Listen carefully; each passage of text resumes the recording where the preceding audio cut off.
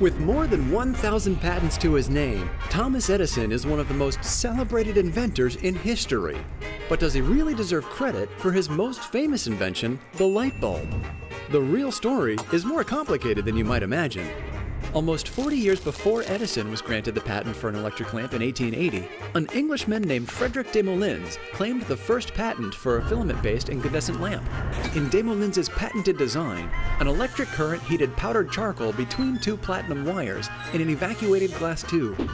Unfortunately, such early light bulbs weren't commercially viable. The platinum filaments were too expensive and burned out too quickly. Desmoulins was just one of the inventors working on lighting up the world. Another Englishman named Joseph Swan actually demonstrated a working lamp with a carbon filament in early 1879, nearly a year before Edison's version debuted.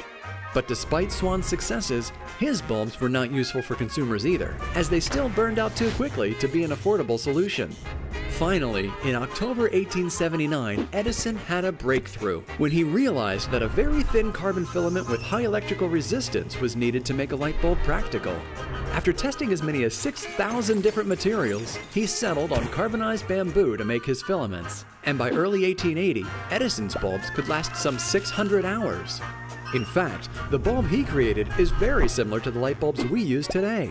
Edison and Swan both applied for patents by 1880. Ensuing litigation between the two ended when they formed a joint company in 1883.